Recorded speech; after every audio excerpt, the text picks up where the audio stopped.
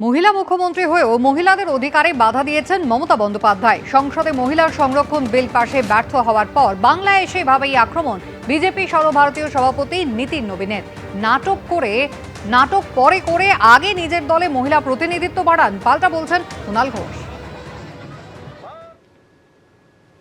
महिलाओं को अधिक से अधिक अधिकार मिले, जनप्रतिनिधि बनकर आए, सांसद बने, विधायक बने, इसकी चिंता हमारे नरेंद्र मोदी कर रहे थे। पर यहाँ की महिला मुख्यमंत्री जो यहाँ के टीएमसी के सांसद थे उनको उसका विरोध कराया। तो एक महिला मुख्यमंत्री होते हुए भी महिलाओं के ही अधिकार को रोकने का काम किसी ने किया है तो यहाँ ममता दीदी की सरकार ने किया है।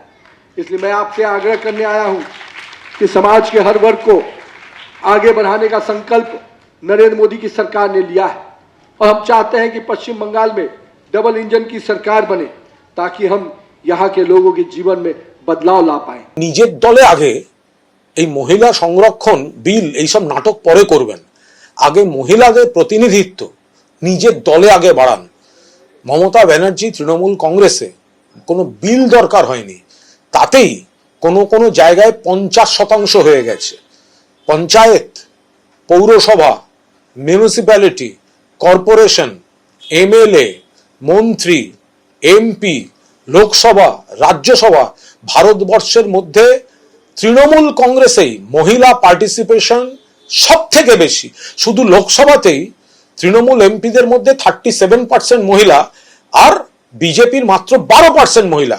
নীতিন নবীন নিজের দলে আগে করে দেখান, তারপর এসব নাকে কান্না কাঁদতে আসবেন। জমি সংক্রান্ত ব্যবসায় বেআইনিভাবে কোটি কোটি টাকা লেনদেনের অভিযোগে এক ব্যবসায়ীকে গ্রেফতার করল ইডি। ধৃত জয় এস কামদার সান এন্টারপ্রাইজের ম্যানেজিং ডিরেক্টর। তার বিরুদ্ধে 1100 কোটি টাকা অবৈধভাবে লেনদেনের অভিযোগ রয়েছে। অসুস্থ হয়ে পড়ায় ধৃতকে ভর্তি করা হয়েছে আরজিকর হাসপাতালে। সোমবারের মধ্যে হয় ধৃতকে আদালতে উপস্থিত করাতে হবে, নয়তো মেডিকেল রিপোর্ট দিতে হবে, নির্দেশ ব্যাংকসার আদালতের। ভোটের মুখে ইডির অভিযান চলছে, এরই মধ্যে গ্রেফতারি। জমি সংক্রান্ত ব্যবসায় কোটি কোটি টাকা বেআইনি লেনদেনের অভিযোগে সান এন্টারপ্রাইজের ম্যানেজিং ডিরেক্টর জয় এস কামদারকে গ্রেফতার করল ইডি।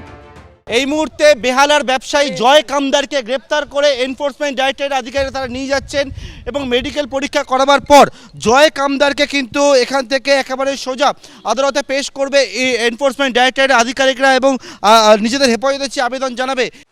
1 এপ্রিল বালিগঞ্জের ফন রোডে ব্যবসায়ী বিশ্বজিৎ পোদ্দার ওরফে সোনা পাপ্পুর বাড়ি, বালিগঞ্জে সান এন্টারপ্রাইজের অফিস ও বেহালার সংস্থায় এমডি জয় এস কামদারের বাড়ি সহ 10 জায়গায় তল্লাশি চালায় ইডি।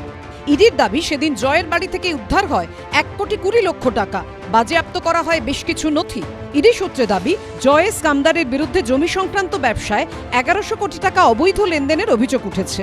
তার সংস্থার মাধ্যমে কালো টাকা সাদা করারও অভিযোগ রয়েছে। বেআইনি লেনদেনের মাধ্যমে বিপুল টাকা স্থানান্তর এবং তার পেছনে বড় চক্র কাজ করেছে বলে ইডি সূত্রে দাবি।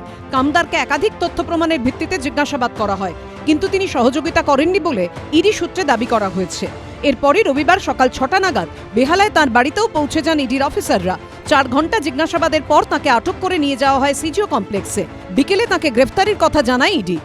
ইডির আধিকারিকরা বেহালার যে বাড়ি, সেই বাড়িতে দীর্ঘক্ষণ ধরে আজকে তল্লাশি জিজ্ঞাসাবাদ করেন এবং তার পরবর্তীকালে একেবারে ইডি আধিকারিকরা জয় কামদারকে আটক করে নিয়ে আসে সিজিও কমপ্লেক্স এবং তার পরবর্তীকালে জয় কামদারের পরিবারের সদস্যদেরকে জানিয়ে দেওয়া হয় যে একেবারে তার বিরুদ্ধে যে বেআইনিভাবে আর্থিক লেনদেনের বিষয় সামনে এসছে এবং তাতেই কিন্তু গ্রেপ্তার করা হলো বেহালার ব্যবসায়ী জয় কামদারকে। গ্রাউন্ড দেখালো, ওনারা যেটা দেখিয়েছে আমি দেখলাম আপাতত এক নজরে কিছু টাকার আর্থিক এর জন্য বিভিন্ন কোম্পানির সেই গ্রাউন্ডে অ্যারেস্ট করেছে।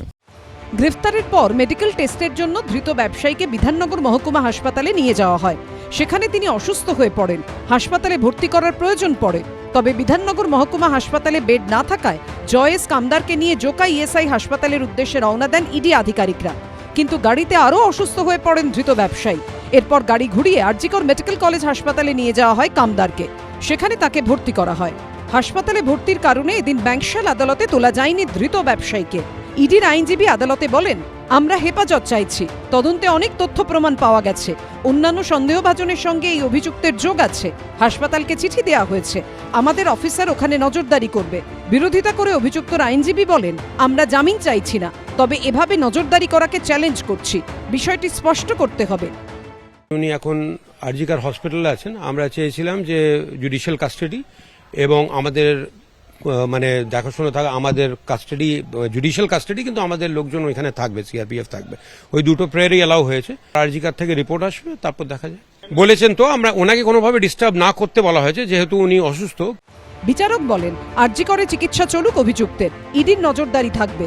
সোমবারের মধ্যে হয় আদালতে উপস্থিত করাতে হবে, নয়তো মেডিকেল রিপোর্ট দিতে হবে। প্রকাশ সিনহা, পার্থপ্রতিম ঘোষ ও আবিদ দত্তর রিপোর্ট, এবিপি আনন্দ। কলকাতা পুলিশের ডেপুটি কমিশনার শান্তনু সিনহা বিশ্বাসের বাড়িতে অভিযান চালালো ইডি। বালিগঞ্জে পুলিশ কর্তার দুটি ঠিকানার পাশাপাশি তার লার্নিং হাবেও পৌঁছন কেন্দ্রীয় তদন্তকারীরা, যার বিরুদ্ধে সরব হয়েছেন মমতা বন্দ্যোপাধ্যায়। অন্যদিকে পুলিশ কর্তাকে গ্রেফতারের দাবি তুলেছেন শুভেন্দু অধিকারী। দোরগোড়ায় ভোট, তার আগে বিভিন্ন আর্থিক তছরূপের মামলায় পরপর অভিযান চালাচ্ছে ইডি। এবার কলকাতা পুলিশের ডেপুটি কমিশনার শান্তনু সিনহা বিশ্বাসের বাড়িতে পৌঁছল ইডি, যিনি আগে কালীঘাট থানার ওসি ছিলেন। রবিবার বালিগঞ্জের ফার্ন রোডে তার দুই ঠিকানায় তল্লাশি চালালো এনফোর্সমেন্ট ডিরেক্টরেট। রবিবার সকাল 6:45 বালিগঞ্জের ফার্ন রোডে কলকাতা পুলিশের ডিসিপি শান্তনু সিনহা বিশ্বাসের ফ্ল্যাটে পৌঁছে যান ইডির অফিসাররা। সকালবেলায় কেন্দ্রীয় বাহিনী জওয়ানদের নিয়ে এই স্বস্তিক ফান্ড যে আবাসন, সেই আবাসন ঘিরে ফেলেন এনফোর্সমেন্ট ডাইরেক্টরেটের আধিকারিকরা। যে আমরা কথা বলতে চাই, সিআরপিএফ এর মাধ্যমে জানিয়েছেন যে এক্ষুনি কোনো কথা বলা যাবে না।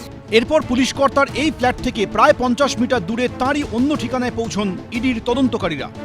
টাকা কোথায় থেকে আসছে, প্রসিড অফ ক্রাইম, এবং সেই টাকা কোথায় চলে যাচ্ছে, এখানেই কিন্তু যেটা এদির তরফে দাবি করা হচ্ছে যে শান্তনু সিনহা বিশ্বাস, যিনি কলকাতা পুলিশের ডেপুটি কমিশনার, তার নাম তারা সামনে পান এবং সেই তথ্য যাচাইয়ের জন্য তারা আজকে চলে এসেছে। প্রায় 1 ঘন্টা এটা তালাবন্ধ ছিল, তারপর সেটা খোলার পর নিচে এবং ওপরে দু জায়গায় কিন্তু ইডি আধিকারিকরা এখন তল্লাশি অভিযান চালাচ্ছে। পরে শেক্সপিয়র সরণিতে শান্তনু সিনহা বিশ্বাসের ছেলেকে নিয়ে তার লার্নিং হাবে পৌঁছয় ইডি। বাবাও বাড়িতে ছিল, আমিও বাড়িতে ছিলাম, সবাই এসছে নর্মাল কিছু কাগজ চেক করবে, কোনো প্রবলেম নেই।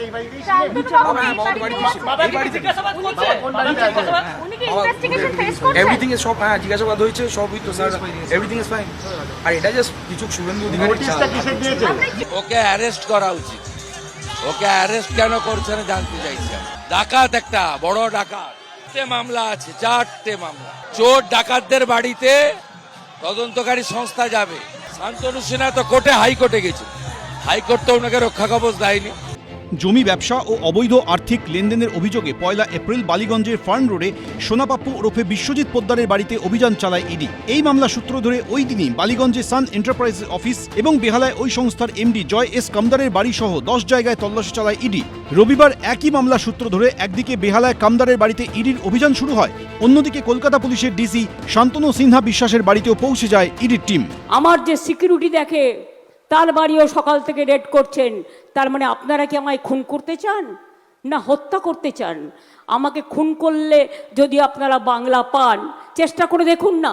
লালবাজার তৈরি হওয়ার সময় থেকে প্রচুর পুলিশ নিয়োগ হয়েছে এবং তাদের আধিকারিকরাও ছিলেন। এরকম অস্বাভাবিক বাড়াবাড়ি রকমের হঠাৎ আঙুল ফুলে কলা গাছ খুব কম লোকেরই হয়েছে। কেন হয়েছে, কিভাবে হয়েছে, সেটা উনি ভালো বলতে পারবেন, আয়কর দপ্তর ভালো বলতে পারবেন। এগুলো নিয়ে তো আমাদের গবেষণা করার সময় নেই। তার বাড়িতে ইডির তল্লাশি নিয়ে এখনো পর্যন্ত কোনো প্রতিক্রিয়া দেননি কলকাতা পুলিশের ডিসি শান্তনু সিনহা বিশ্বাস। অনির্বাণ বিশ্বাস, প্রবীর চক্রবর্তী, রঞ্জিত Sau, ABP Ananda.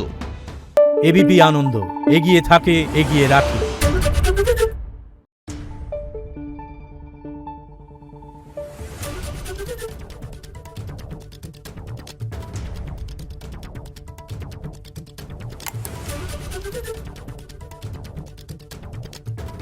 Thank you.